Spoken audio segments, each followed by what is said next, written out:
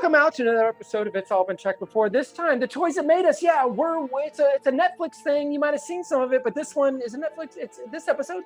It's all about the toys of Star Trek, and it's quite a history indeed. Speaking of history, coming up July 31st, It's All Been Done Radio Hour is making history because they're going back. They're going back live, baby. They're gonna be at Red Herring Theater, and you can go see it live. See it live. They got alcohol there, baby. I don't know why I'm saying baby so much.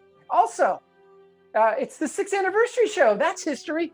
It's historic. It's history. The 6th anniversary show. If they'd known they were going to get this long, they'd have taken better care of themselves. That's what my dad would have said. Also, while you were thinking about it, become a Patreon member, patreon.com/IABD. IABD. Go there, because next week, we got our Empire Strikes Back episode coming, and that's exclusive to Patreon members only, baby. And baby, these toys aren't for you, but these are the toys that made us on It's All Been Trekked Before. Welcome out to another episode of It's All Been Trekked Before. This is a special bonus episode between the seasons. We're here with your regular hosts. This is Steven. And Keith. Jimmy-Jerome. We watched the Netflix show The Toys That Made Us, specifically episode 201, Star Trek, where they talked about Star Trek collectibles. First impressions. This was a lot of fun. It was quite a journey. It was definitely a journey through my childhood, that's for sure. And it was very, and maybe they still do these shows. I just don't have VH1 anymore. I love the 70s. I love the 80s. I love the 90s. I think they even did I Love the Toys. And it reminded me of that in a good way. I thought it was really well edited. I don't know what the other episodes entail, but and I guess I could have just scrolled through, but I did. Possibly toys. Well, a bit. what kind of toys? I don't know. But they have it was a lot of fun. Star Wars, My Little Pony, Teenage Mutant Ninja Turtles, G.I. Joe, He-Man. They all get their own episodes. So I guess I'll watch the Star Wars, and then I'll probably be done. I watched the Lego one after this. That'd be a good one. It was the history of Lego, how it was invented and everything, all the way up to present. I felt about it similar to how I felt about Star Trek as we talk about it. I liked them both, but both of them had some things that bothered me. I don't think I'll probably watch any other episode in the series, but I enjoyed watching this episode. It did not feel like a waste of time at all. Yeah. Keith? If they have a Transformers one, I'll probably want to watch that. Actually. Oh, there might be a Transformers one. That's probably my biggest toy experience they would remember from like the 80s and so forth. This didn't really, I don't know, I didn't really have much in common with the background that was being shown here, but I got a lot more out of it than I would have expected. I found myself being interested in it just for the pragmatics of what was going on, just the way they were trying to catch the trends and so on. I thought that was really interesting. As a kid, I'd say what I collected. Oh, there's a professional wrestling episode as well, and a Mighty Morphin Power Rangers. When I was a kid, I'd say I collected Teenage Mutant Ninja Turtles first. I didn't have that many of them. And then I switched over to Star Trek. So that Star Trek was my main thing. This was originally an 8-part series. I'm looking it up. The first season was Star Wars, Barbie, He-Man, and G.I. Joe. And then the second season was Star Trek, Transformers, Lego, and Hello Kitty. And then they did a third season later, which was Turtles, Power Rangers, My Little Pony, and professional wrestling. So, so for the Star Trek one, we start out with a really fun little video with the helmets where they're like, just slap a Star Trek sticker on them, which I thought was that's a different one, I think. Yeah, I thought that was amusing. Yeah, that's a different helmet than the one on, if you're a Patreon donor, seeing Keith's background, a $5 Patreon donor, because the special episodes are reserved for the $5 level. You'll see a helmet. But yeah, I thought it was a cute opening. I thought it was a good eye-grabbing way to get it, and also it obviously they're going to elaborate more on that story as the episode unplays. But yeah, it was very. I remember some of those cheapy ones, whether I saw them in the original incantation or later when I was looking for Star Wars stuff, and or. I shouldn't say looking for Star Wars stuff. I was either looking for Star Wars toys or Star Trek books, and you would find that just that weird crap they talked about. But the stuff that wasn't Star Trek at all that they just slapped a sticker on. Yeah, it's just like wow. It kind of reminds me of the records we listened to that they were much more Star Trek than this stuff. Yeah, but you could tell they were kind of cheaply done and that kind of stuff. I will say my first note after the opening is I shouldn't use the word, but it starts with an F and then Star Wars. Right. F Star Wars. I got so freaking annoyed that they were like, oh, these toys for sci-fi, Star Wars, nope, Star Trek. And then they did it a whole bunch of times through the episode. Oh, they did. And yeah. every time I wanted to scream at the screen.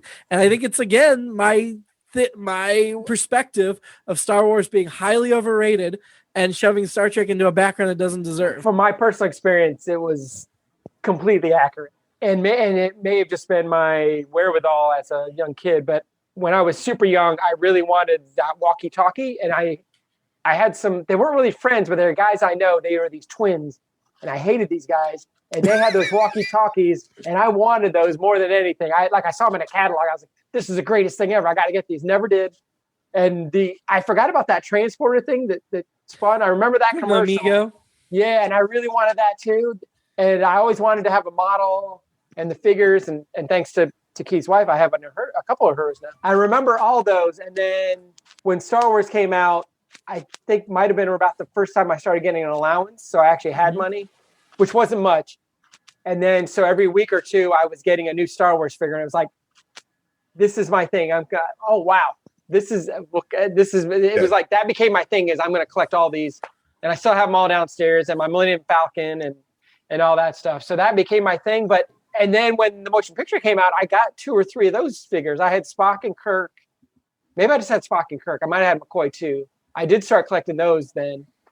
And I want to get those when they got into it later in the episode, all those different variations. I can't remember which company it was in the middle, Playmates. I was like, I want 9 Kirk. I want those 9 Kirk figures. But I had a bunch of them. I only have a couple now, but I had a good amount of them. Well, yeah, we'll get Playmates to enter until I wrote down the timestamp. There was like 13 minutes left because that's what I grew up with. It was probably 89, 90 before I started collecting these things. So Playmates from my line. I was familiar with the Mego, which I always called Mego. As most people would. I was not familiar with most of the other stuff in here. Keith has something in his background. If you're paying $5 for Patreon, the Siren Helmet that was a joke thing way back in the day, and it's highlighting this thing, was in Lower Decks. That's awesome. Amazing. I never would have caught that, obviously, until just now. And I wouldn't have even found. I mean, I was looking for it as a joke to put in the background, but then they just showed this Lower Decks. They were like, "What?" I don't remember the context of the Siren Helmet in Lower Decks. Looks like it was a throwaway joke too, and it just. I mean, that is amazing, and I mean, I love Lower Decks, but that makes me love them even more that they work in that stuff. So there's a whole article, if you Google it, if you just Google Siren Helmet Lower Decks, there's a whole article about bringing that infamous Spock helmet toy into canon on superherohype.com. That's great.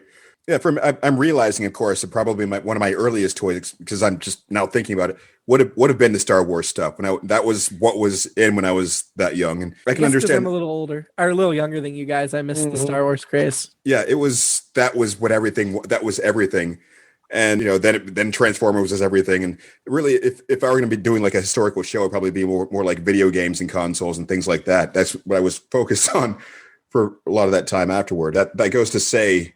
What I was thinking through most of this was I can't believe how bad things were through the 60s onward, just for that swath of time of just like, it brought me back. It almost saddened me the entire time. Just like, this is what people had, or kids, everybody had to deal with as far as technology went for toys. I can't believe how spoiled we become, how the quality we can sort of expect now. I mean, it was just unconscionable. The what they called the slapping, was it the label slapping? What was it? Oh yeah, yeah. The term, I think, would maybe slappers. Label slapping. I don't know something. Yeah, just that. Yeah. Oh my god! And so we've all been through that too. And it's just we were just like, oh, that's the way things are. Just. Oh, that was a terrible trend that needed to die, and I'm glad it hasn't. I did find the context for the Lower Deck helmet. It was just part of the contraband that fell out of the ceiling when they caught her with all the stuff. Early on in this episode, they talk about AMT building the 3/4 size shuttle for them to film in the original series for the rights to sell the Enterprise, which was a story I knew, but that's really cool. I thought that was awesome, and I probably had heard that story, but I've forgotten. And I just thought, that was awesome. Sorry, I remember the 3/4. Well, I think it's fresh because they've recently come out. The company that's making the models now came out with the shuttle, They talked about there was an article in the Star Trek magazine talking about the original shuttle model and the new one they've built and the whole thing about it. Did you have any of the AMT stuff, the phaser, the tricorder, the communicator? That was all stuff I wanted. Other kids had them. I really wanted all of them. Especially so if you're one of the twins that Steven hates, just please write into the show and if you happen to be listening. I love that they got Rod Roddenberry on here, Gene's son, and I love that they got Bojo. How do you say her name? BJO? I just always said Bo. I always said Bojo. I added extra vowel Trimble, but she was one of the big instrumental forces behind Star Trek fandom back in the 70s. I've read tons about her. I like that her and her husband John were interviewed here. That was awesome. And I totally get the reason for all the label slapping and everything is Gene just let anybody have the license that wanted to. And that just felt so much like Gene Roddenberry. Yeah. Like, I'm going to control the story, but I want the money. So slap whatever you want on the toys. Yeah, I thought it was interesting when they brought in the idea of well, I might be jumping the gun a bit here, but just the way the movies went. The idea that they had to get him out to, I mean, I feel like you guys have talked about him almost in the way that people would talk about Lucas as far as the influence in the films. Yeah. Like they had to get rid of him to do Star Trek 2 and do something that was more marketable. And like the behind the scenes stuff is kind of interesting to me. You got to respect him as the creator, but the sooner they got his hands off of everything, the better. I still love the motion picture. He was like, nope, I'm going to tell this story and I don't care. And obviously me and Jimmy have like that movie more than most people, I think. But obviously Wrath of Khan was great, but I still think it's just two different sides of what they did on the original series. I mean, but the Mego figures, I heard about them, of course, growing up. I think I saw some in flea markets or whatever, but I didn't realize the Magato, what they did with that, and the Gorn using the head from the other thing in the Klingon outfit. That made me really sad to know that the Magato and the Gorn retreated like that. I had blocked that Gorn figure out of my memory, but seeing it, I'm like, oh, I've seen that. And I remember seeing all these toys or a lot of the cool Star Trek toys and like either JCPenney's or Sears back when they used to mail you catalogs. And I would just go through the toy page and just be like, yeah, like any kid, like, oh, I love this and this and this. But that page was obviously a favorite, the Star Trek page. So I had nice Magato and Gorn action figures from the Playmates line that were much more accurate, but I don't think I have them anymore because I did sell off some of my Playmates back in the day. I want to read the story about the rise and fall of Mego. Yeah, I mean, that sounded very interesting. What we saw last night was everything, but I was like, the guy in this, the guy we were seeing this, actually the guy now, that guy, I was like, I'd like to hang out with this guy. He seems like he'd be fun. I don't know. He committed all that fraud and stuff. The Mego guy? That's true too. Yes. Oh, yeah. He should probably be in jail. Yeah. I think they implied that he was for a while. He did do some time, yeah. Yeah. I was going to say. The Apple playset, though, man. That just looked like so much crazy. fun. Yeah, but it would have been fun. And trippy. Yeah. The question that occurred to me would probably be more for Steven. It's hard for me to put myself in the mindset, like, because I remember the idea of cheap toys and just kind of like accepting the idea that's the way things are. This is what you have. Do you remember like what age you were when were you immediately aware that this was just something was up, like that you could see the corners that were cutting, or you knew that this was just a scam or something? Or I think when I was like 5 or 6, I just thought those were super cool. And then when I got super into Star Trek, I was just like, anything that has Star Trek, and same with Star Wars, anything that had Star Trek or Star Wars on it, I wanted. And then eventually you become savvy enough to know, like, okay, if it doesn't have this certain insignia on it or whatever. And I can't remember what show somebody was talking about this. Oh, it was actually the Star Wars Minute. Someone was talking about, Paul Russ was talking about doing a thing where he thought he was buying his kid whatever the coolest, latest thing was, and he bought the knockoff.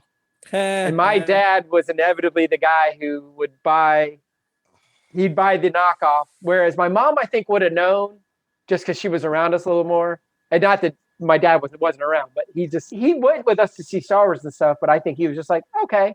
He was like Jimmy. He was like, that's all right. But I remember watching Star Trek with me a lot more than Star Wars, and obviously we couldn't watch Star Wars that much unless we went to the movie theater. But I remember getting a couple different things where he thought he was getting us Star Wars figures, and he got us knockoff. They weren't they weren't even trying to be Star Trek, but they were spacey and they were close enough and they were probably cheaper. So we ended up with those. So yeah, there was a little bit of that. And then eventually it's like, then I was like, oh no, if it doesn't have Kenner on it and this, and I'm going to look at it, I'm going to know exactly where it is. And I still have most of those Star Wars toys. This was a few years back, but I went to a wedding. I got super drunk. Surprise. But later that night, I ended up regaling Colleen and whoever else was there, a couple of the other folks there, that I loved Colleen so much that I loved her even more than my Millennium Falcon that I've had for 40 years now. I used to have one of those, and God only knows what happened to it by now. It's just, yeah. Yeah. So, yeah, I definitely would have been if I'd have been able, if my parents had the money or I'd had the money, I definitely would have got those Mego toys. Like I said, the walkie-talkies, that transporter thing, all those figures. And I would have gone back and got them later too, if I could, or they were really available. But yeah, it was a weird period where it wasn't like I couldn't go to a convention and get those or go to a knockoff place and the second run or the Goodwills or whatever, they didn't have the good toys there. They had the knockoff stuff that just said Star Trek. And it's like, nah, I'm good, Dad. I don't need that. That's good. I'm good. I'll just read a book. Let's just get me a book. Those I know are real. Let me read those. So they've re-released all the Migos recently. If you want to track them down and get your set now. Yeah. Huh. Well, I would imagine that the popularity of the show would probably have done something, right? This toy thing or the toys that made us, maybe. Oh, I don't know about that, but definitely in the last few years that I think there was some nostalgic for Star Trek. And we'll talk about the modern toys now. But yeah, I knew the Migos have all been re-released, so you can get a hold of them at this point. I did think it was clever, the tricorder tape recorder. That looked really neat. Laser gun being a very early laser gun. When we used to play Star Trek, we had some kind of strap that we put on a tape recorder, and we would use that as our tricorder. So you basically did that. Yeah. I wrote down, this is me getting angry again. Why are you calling Star Trek and Star Wars both space westerns? That's dumb. They're not both space westerns. And then I wrote right after that, the motion picture is better than Star Wars. Fight me. So I was getting really annoyed there for a couple of minutes there with the Star Wars branch off. And Star Wars was the first in the entire series of these episodes, and Star Trek got regulated at season 2 premiere. So yeah. That was frustrating.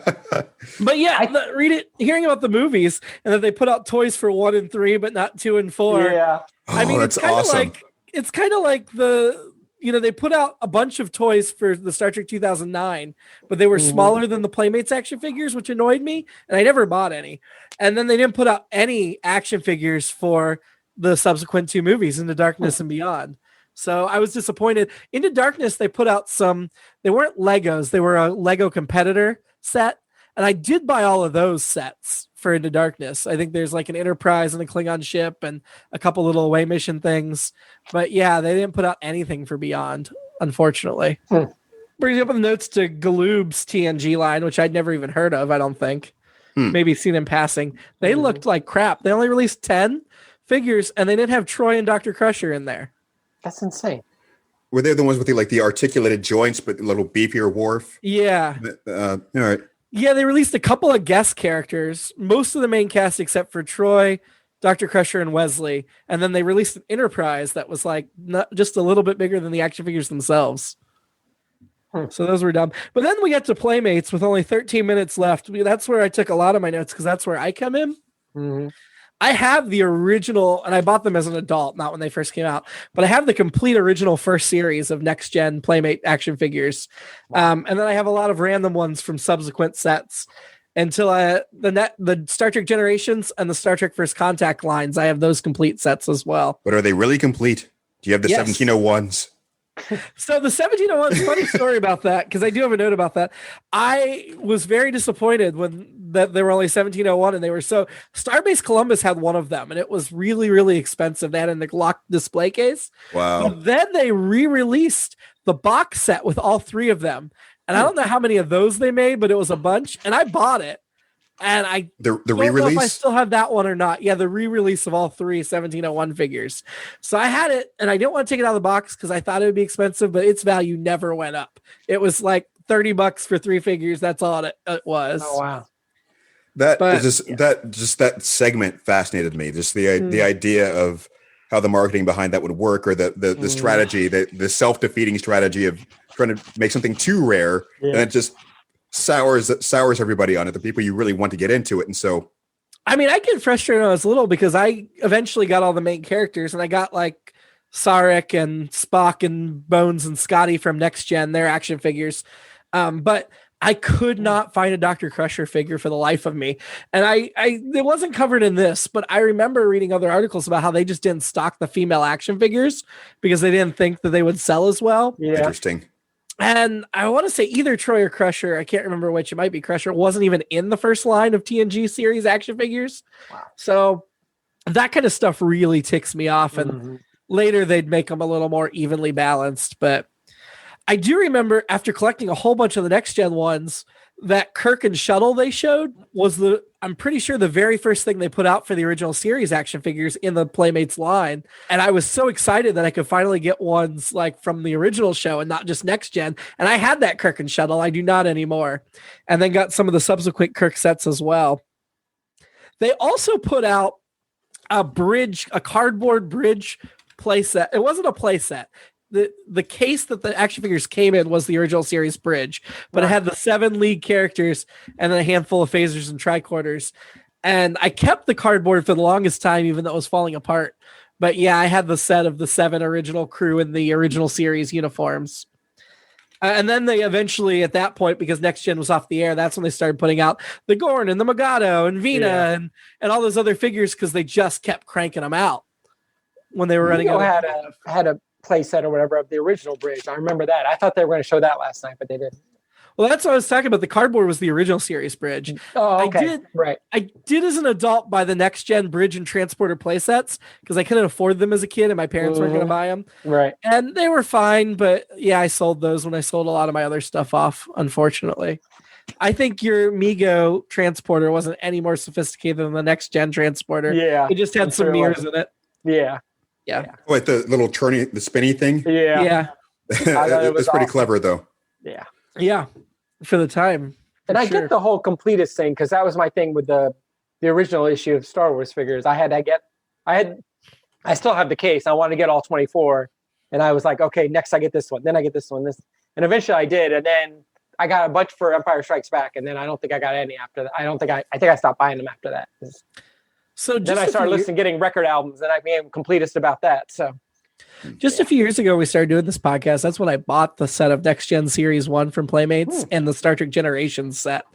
And they all came new in boxes, and it wasn't that expensive. And it is a goal of mine that I want to go back and get all those Playmates because I feel bad that I sold some of them off. I, at one point, was just like, well, I'm going to keep each of the main characters. I don't need as many as I had. But I probably had 150 at one point. Now I've got I want to buy all the I want to get all the Playmate. All the Kirks. Yeah. Yeah, there were different some of them you had to buy like play sets and stuff to get. And by play set I mean like 2 figures on a plastic base. Yeah. I have a command set that is, and they're all in dress uniforms. It's Kirk, Spock, Picard, Riker, Sisko, Kira, but Sisko and Kira aren't in dress uniforms, just the original series and Next Gen.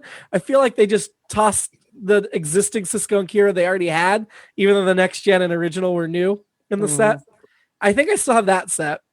And I told you guys I have the Captain Calhoun exclusive that was just from the novels that they Playmates put out with his sword. The first Contact action figures, which I do have the complete line of, that's when Playmates started to lose me because most of their figures are 5 inches and the first Contact ones were like 6. So they weren't compatible. They were a different size. And then they started putting out the 9-inch action figures that had real clothes. And I got as a gift, I think, Picard in that first series. They just put out Picard, Kirk, and Sisko in the original set. And those ended up being worth a lot of money. And I think I still have my Picard. And I eventually bought the Kirk and Sisko for reduced prices. I don't know if I kept them. But then they had the 12-inch action figures, which were awesome, but super expensive. And they put out a couple dozen of those at least.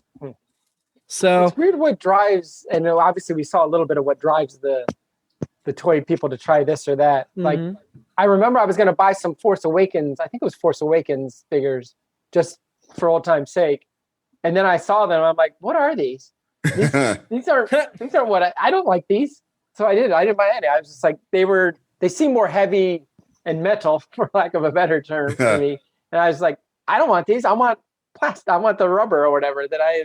Oh, right. other ones That feel. Yeah. That kind of. Yeah. Yeah. So that's my thing. In the Lego episode, they talked all about the system and how everything had to be compatible with the system. And I really wish some of these toy companies had stuck to that. I mean, I remember getting upset that the shuttles they sold only held 2 action figures when the shuttles are much bigger in the show. I wanted shuttles that were the right scale. Yeah. Where's Ensign Mirror's going to go? Yeah. You got to have room for her. So they started to talk towards the end of this about the Art Asylum line, which eventually became Diamond. And I'll tell you, the Art Asylum, they didn't put out any small action figures for Insurrection, the third Next Generation movie. They put out just the 9-inch ones, and I had a few of those. But for Nemesis, they just released 4 Art Asylum figures because at that point Playmates had lost the license. It was Picard, Data, Shinzon, and the Romulan or the Riemann, whatever, that backed him up. They were fine. They were more detailed, which was cool, but they were bigger. And right after that, they released the Enterprise crew, which from Star Trek Enterprise. And I bought a couple of those, but the problem with those were, first of all, they didn't release the whole lead cast in the first line. They only released like 4 or 6 action figures, and then they had a second series later. And Dr. Phlox was like a convention exclusive. You couldn't just get him. But of the ones I have, if they fell off your shelf, their legs broke. Like they were rubber with internal pieces. And so like I still have a Captain Archer that can't stand up. So they talk about how great they are in the special. That shouldn't be as funny as it is. They talk about how great they are in the special, and they were crap. They were awful. I never even bothered to buy more than Archer and T'Pol because they just were not durable. I really was annoyed by that. Those are the ones they said were like works of art. Yeah. So, okay. But Art Asylum got bought by Diamond Select. And I do not own any of the Diamond Select, but they have since put out at least the original series and Next Gen League characters, as well as a few more. And these are more recent. I don't know that they're still putting them out, but for a few years there, they put a bunch of them out. Years where I had no money and was, not buying anything. And this was within the last 10 years. They look really cool. I don't know if they're as cheaply made or not as durable as the Art Asylum that were their predecessors or not. But at the very end of this, they mentioned the McFarlane has the license now for action figures, and they showed the Kirk and Picard action figures, which I showed you guys when you came over back before the pandemic because I bought them. Yeah. And they mentioned Todd McFarlane. Yeah, and they mentioned they mentioned they were going to put out Discovery figures. They were talking about Michael Burnham, and they showed the picture of that Klingon in the special. The special came out in 2017. Those figures still aren't out. They've never released Discovery toys. They've not released anything for any of the new shows. And I'm itching at the bit to buy action figures for those new shows. They need to get on it. Well, you mentioned something like a while back, and I thought that was interesting about the female figures not being stocked.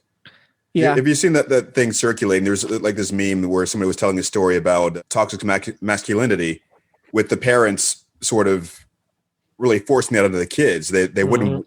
They might not buy them for the boy because, like, why would you need this female figure? The completist in me had to have all the Princess Leia. So we had Princess Leia Bespin, Princess Leia Hoth. Maybe that's it. I mean, that wouldn't even been the completist. I would have wanted the Princess Leia's because I like the girl action figure. Well, that too. Yeah. I really wanted Dr. Crusher. I was so disappointed when I can't get Wasn't there a deal? Did they like the first Force Awakens? I don't know that there was a Rey. Yeah, I think originally there wasn't. Yeah. That's mind-blowing. Like, how could you not? And I guess, do kids still play with action figures? That too. I don't know. They do. Yeah. Yeah, until we get the 3D printers, we can print our own, which I would love to do. But I guess what the end of the special left me thinking of is right now we have no consistent line of action figures or merchandise to buy. But a lot of companies are licensed to do Star Trek stuff. And while it's not like the 70s where it's a lot of companies putting out crap, it's a lot of companies putting out good things, but there's not like what I want.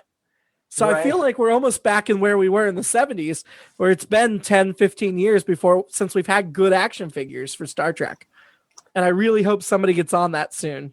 It feels like they need to watch the special or watch this episode and just, this is where they went wrong, and here's what we need to do.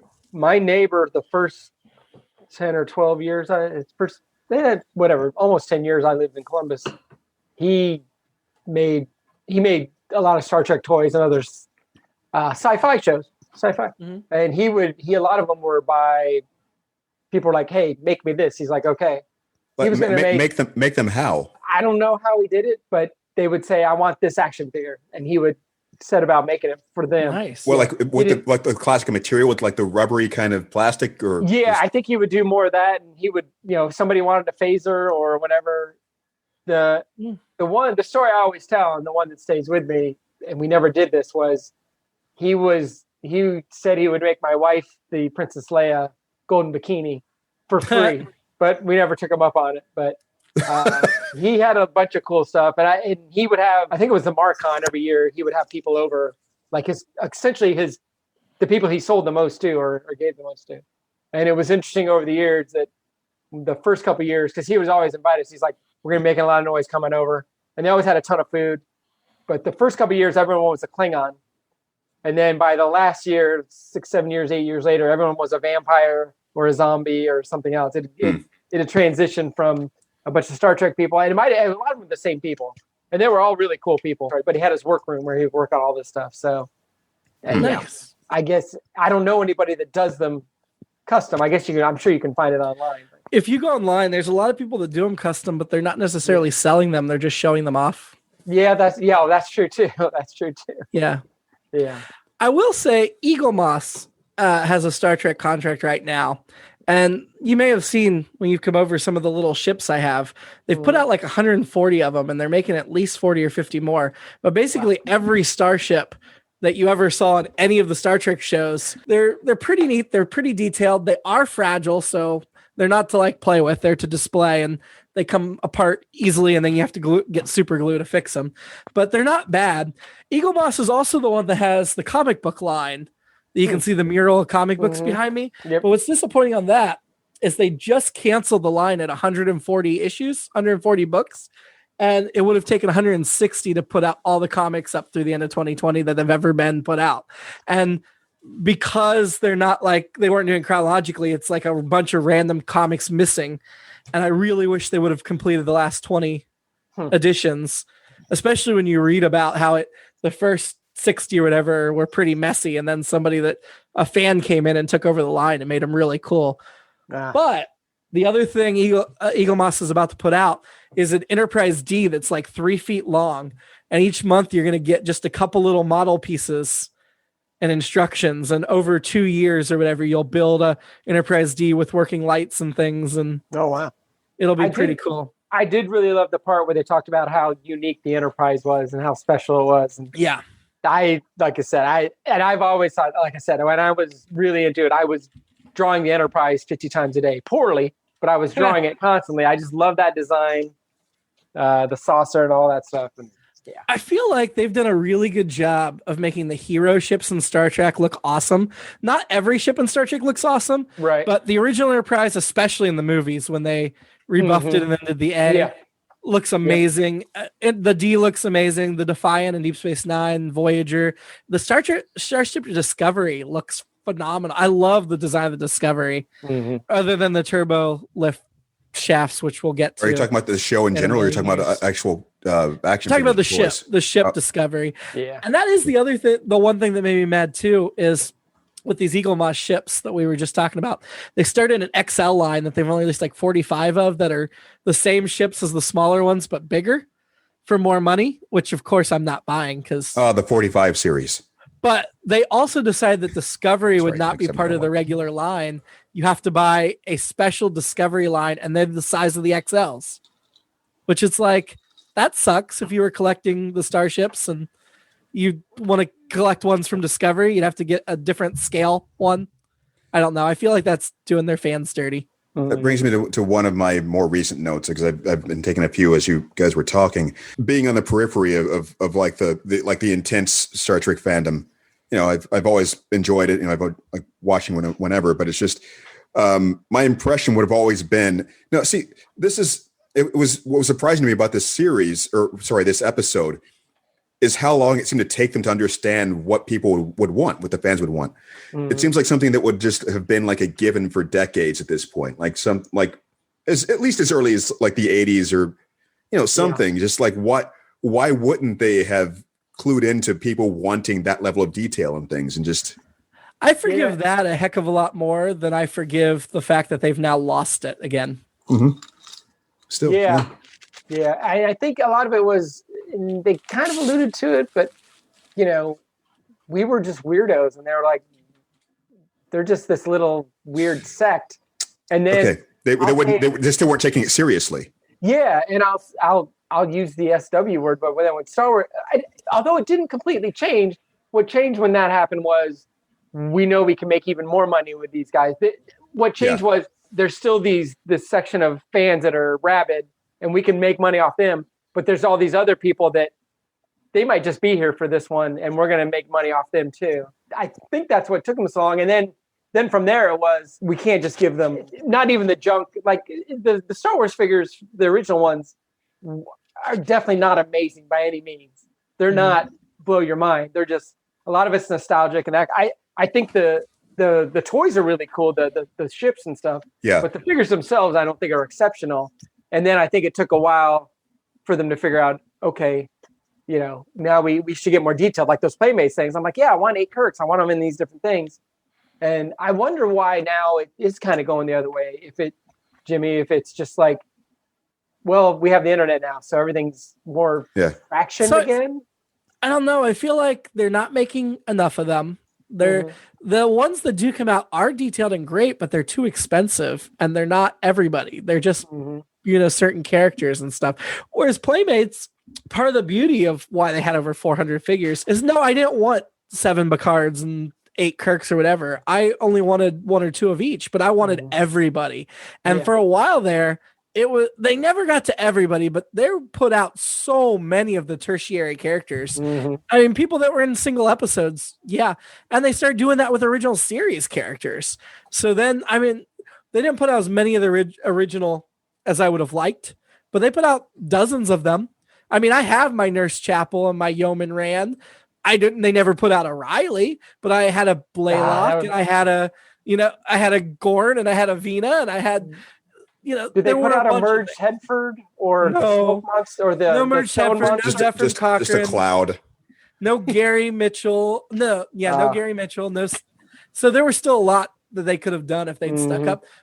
It does what we're talking about here of getting it and losing it does remind me of the Lego episode I watched, because they talked about how they had to find their niche and what they were good at. And then once they found that, they lost it. And then the Star Wars comes into Lego as well, because they did really well with the Star Wars line. Yeah. But then they lost something else. And then 10 years ago, Lego almost went under because they keep finding and then making bad decisions and then making good decisions and then making bad decisions. And the consistency is not.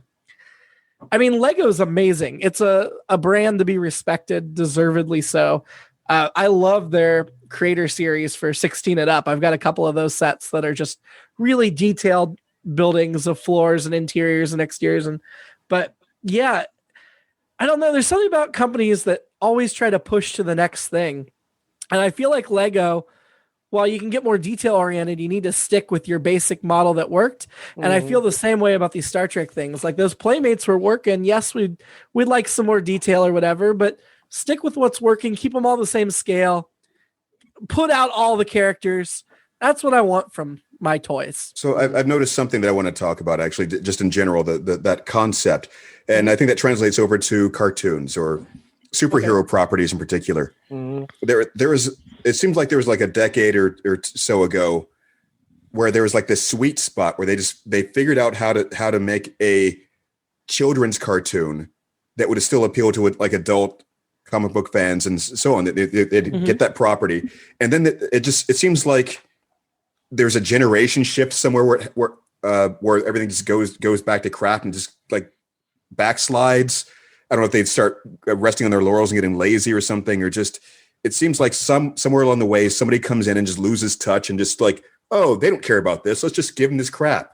I don't understand how that works. It's just the trends that seem to be similar, which is something I think the crap ends up being where they're trying to make bigger profits and they cut corners. And you're talking about Sonic the Hedgehog, the movie, of course. It's that. But no, that's the point. Just there's that mainstream formula. Some cynical person comes along who isn't in touch with whatever the property is and doesn't really care, and they don't have to. They don't feel like they have to because they don't have enough competition from people pushing them to do anything different. Into darkness. Sorry. I'm not sure how to take that one Don't just get me yet. started. I think, Keith, it kind of gets back to what I was talking about a while ago in this episode about your parents are looking, my parents or anyone's parents looking for, I'm looking for the Star Wars stuff. It's like, oh, you know what? This will be good enough. And I think that's what ends up happening to a lot of parents. It's like, okay, this is the one kids movie out this weekend. Oh, this will do. This will be just as good as name your great Pixar movie or whatever. And then it's not. But then for every one of those stories, you get the story that I've told on this podcast before, where I told my dad to bring me home a Star Wars movie, and instead he brings me Star Trek: The Motion Picture. There you go. And I realized what quality is. And here we are. Back. Oh my God. But Jimmy, we will be doing in a week or two very soon on this podcast, Patreon exclusive, The Empire Strikes Back. We're going to talk it. You can go back and listen to us talk A New Hope, but we're going to do The Empire Strikes Back here, exclusive to Patreon donors. I guess I might actually have to do that donations in. I mean, spoiler alert, as much as I like to bash Star Wars here, I do think Empire Strikes Back is the best of the films, so I probably won't be bashing it when we talk that in a couple weeks, but you never know. You should still donate and find out. That's right. But all right, so Jimmy, you were saying something earlier that I bumped on there that just seems it's relevant to what I was just saying. You said something about fan productions, like a fan went in and did something. That usually seems to be that it's. So when the real franchise fails, the fans step in and do what they want. I mean, that's Star Trek Continues was a successful web series until Paramount decided to bring back Star Trek and Star Trek Discovery, and then they, of course, legal action said you can't make any more of the fan stuff. But 50 Shades of Grey was Twilight fan fiction. Because Twilight was only so. Yeah, but somebody tried to do it. Yeah, Shades of Grey took it to that level that everyone loves. No, it's just but yeah, that's kind of it. That's the competition that is needed usually. And it's something like, oh, wait a minute, maybe we can make this effort. But the problem still usually ends up being like an over rotation. The people who are actually in charge of the major things, they don't seem capable of taking the right lessons from what they're seeing. It's sort of imitate the surface of what they're seeing from this difference, this cosmetic difference to what they were doing. It's like, oh, if we just do this thing, that'll make it sell. Deadpool is something that came to mind when you said the fans. An Origins Wolverine's Deadpool. Well, that's a good lead into what ended up happening eventually. You get Ryan Reynolds, you get some people who cared about the source material. And even though they were underfunded and sort of sabotaged because the studio didn't want them to succeed, they still managed to put out something that was better than what was out there at the time. And it's debatable how the sequel did in relation to that when they start putting money in and getting more fingers in the pies and so on. And who knows what the third one's going to be. I'm anxious to find out. The MCU. So. I know. I saw that a little bit. That's all I want to know. That's all I know. But yeah. But still, just it's You think more money would help, but ends up being self-defeating. Sometimes. No, you need passion. You need people to actually care about the properties. Yeah. And unfortunately, in this day and age, television and movies are a business, not a creative passion. Which isn't to say we don't get passionate creators that do good work. We absolutely do. But the people funding them are not. That's not their bottom line. That's not what they care about. That's why we get Into Darkness. Although, thankfully, we've gotten all these new Star Trek shows that are fantastic. Yeah. Hopefully that keeps up. Who knows? So the question almost becomes like, how do we ever get anything quality? I mean, it just how does it even happen? It seems like there's always so much. There's so many people at the top who seem to like make it their personal mission to make sure that if it's not the formula, it's going to fail. It's like you can't have. I mean, devil's advocate. I do think those people want to succeed because when you succeed, you make money. I just think a lot of them are about how to succeed. And I think if they put a little more credence in listening to the creative passions versus the bottom line, you're right. A formula makes money. That's great. But you know what? That formula over time, copying it like multiplicity, each copy is going to get weaker and it's going to peter out. Whereas if you just stick to the passion and creative stuff, you're going to have some flops, but you're going to have some really good hits that are going to be your next thing you copy. I don't know. Right. Overall, I liked this episode, and when they weren't putting Star Wars, it made me happy. I do wish they'd done more detailed towards the end of it on how things are now, because even in 2017, they had more than they could have. Yeah, I thought as much as I loved the 70s aspects of it, and those are the toys I know and all that stuff, I think, yeah, it was definitely, and they got that guy to talk to them. I thought that was probably the more interesting story, but yeah, it is one of those where it's like the Migo guy. Yeah, it is one of those where at the end you're like, and it's like the Gilligan's Island theme song, and the rest. Yeah. And we'll see you next time. So we got into Playmates so late, and to me, I mean, even just not just the era, I feel like Playmates was the dominant Star Trek collectible.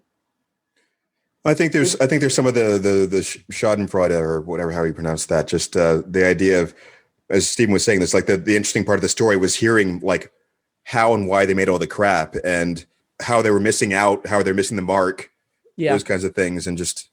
And the part where he passed on Star Wars or whatever, that was great.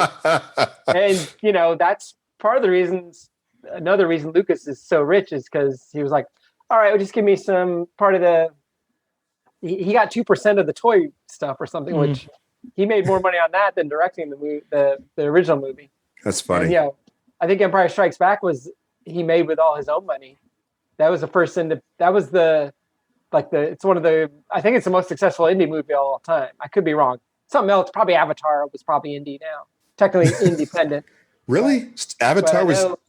I could be wrong. There's some other movie that's independent, but doesn't sound like it. But I think initially at Empire Strikes Back was like, well, he's really gambling here. He's going out on a limb. And now it seems insane to think that. That's funny. So from the Migo, I'm just calling him the Migo guy. Mm-hmm. Those few comments were reasonable. You can imagine somebody just handing you these couple of sketches and going, "This is going to be the next big thing." Boom, boom, boom. They're putting it, get in on these toys. We're like, what? Okay. Yeah, Kenner didn't have a vision, and I don't even know that Lucas had a vision that it was going to. I know he didn't have a vision it was going to take off. I know he talks about I wrote all 9 parts and all that, but he didn't know it was going to. He didn't know that 50 years later, or 40 years later, 44, whatever years later. And Roddenberry didn't know either that 50 years later we'd be sitting around talking about both these shows. And he didn't know that, but what Roddenberry did do back in the 60s when this whole thing started, and I guess we should have. I'm surprised this hasn't come up yet. But Roddenberry, when he originally sold Star Trek to Desilu and then Paramount, he wrote himself an extremely lucrative merchandising deal where he basically kept all the merchandising rights for the franchise. And the studio agreed to it because they're like, we just want the show. We don't care about the merchandise. Back then, merchandise wasn't a thing. Yep. And so Roddenberry made his money not on the show or the movies, but on the merchandise. And that's why in the 70s it got licensed out like it did, because Roddenberry wanted to print cash for himself. That is, it's funny that they never actually came out and said that, did they? But they kept alluding to him just making backdoor deals. Yeah, no, he had all the control of the merchandise. That was all Roddenberry directly. They set up an LLC or whatever that he and Magell ran, and that's what licensed all the merch. It's Lincoln Enterprises or something. Yeah. Oh yeah, I recognize that name. Yeah. Yeah. Wow. Anyway, these are the toys that made us. They certainly made me. Yeah. It doesn't sound like they made you two as much. Not as much. I wanted them to, but yeah.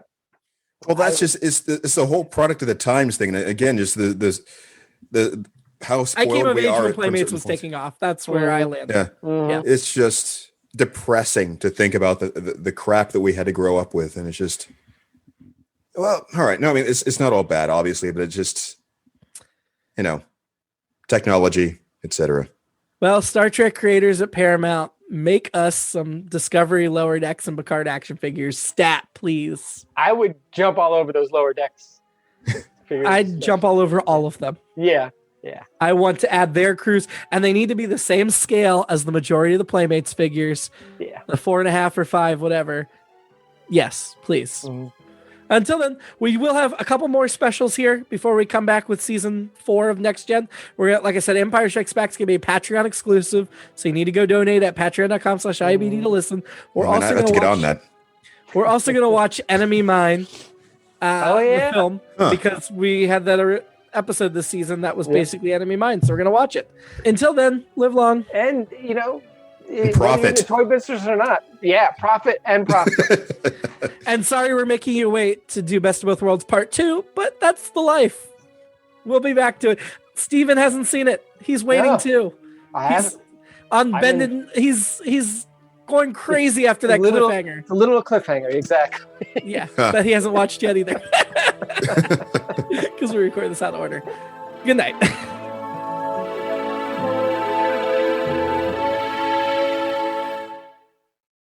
It's All Been Done presents Who's Got the Time?